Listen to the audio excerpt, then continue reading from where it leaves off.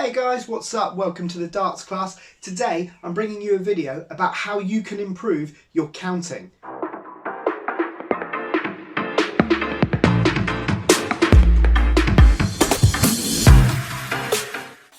So a lot of new darts players and experienced dart players struggle a bit with the counting and the mental arithmetic side of darts. Here I'm going to give you some tips of how you can improve your counting and your maths whilst practicing and playing. My first tip is don't be so reliant on technology. You might have a digital scorer, you might use your phone, or you might use your iPad or a computer. It's fine to use your phone or a digital scorer when practicing. It gives you a good idea of how you're improving. You can measure your averages, your checkout percentages and that sort of thing. But it won't help you when it comes to a game if you don't know what you've hit and what you've got left. So I recommend during your practice, for 20 minutes, half an hour, put your phone or your digital scorer away. Rely on your own mental arithmetic to work out what you've got left. It might be a struggle to start with, but you'll soon see huge improvements of how quickly you're able to figure out what you've scored and what you've got left. My next tip is to play finishing games such as 1-2-1. You can play this game on your own. I'll pop a link just above here so you can click on a previous video I've done teaching you the rules to this game. But what this game does is it allows you to practice by yourself, learning how to set up finishes if you're not able to take them out in 3 darts.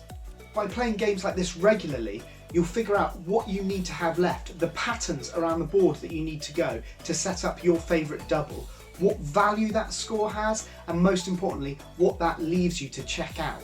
My next tip is do some studying. When you're watching matches on TV or reruns on YouTube, you can be the spotter. If you enjoy darts anyway, it won't be a chore to watch it, but just make sure that you're figuring out what the players are hitting, what they're leaving. So here's an example. If a player has 137 left in a match on TV, they'll pop a graphic up there and it will probably say something along the lines of treble 20, treble 19, double 10.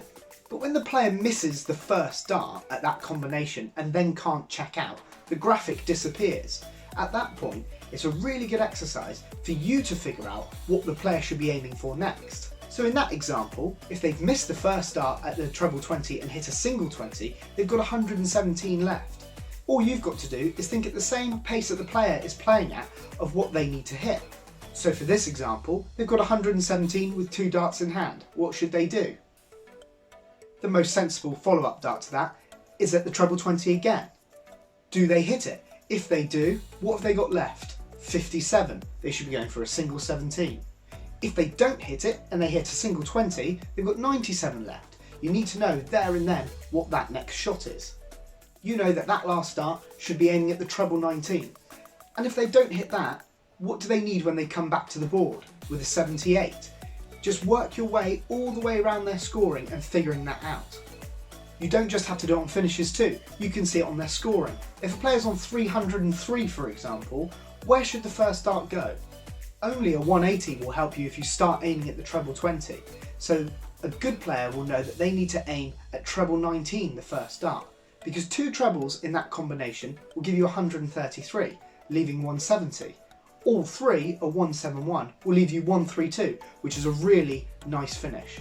So just watch some games on TV, see how they do it, but also test yourself. Try and call out loud or in your head what they're going to hit, which route they need to go. You'll soon see that transfer into your own game once you recognise the patterns of misses and hits and where you need to go on the board. And my final tip is to score during your games. When you go out playing for your team or playing in a competition, it's really easy to offer somebody a drink or pay somebody to do your share of the marking. You might find it embarrassing if your maths isn't great and you're struggling to figure out the scores that are hit and what's left.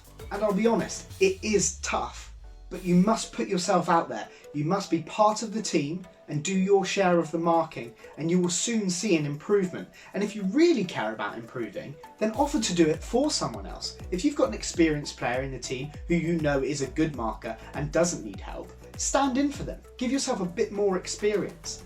And also you might learn a thing or two. You might see how other players set up their play, how they're hitting specific scores to leave a double that they like. You might be able to implement some of their strategy into your game. So there you have it, some really basic tips about how you can improve your scoring and make sure that you're confident going into match day, that you know what you're hitting, what you're leaving, and how best to give yourself a chance to win a game.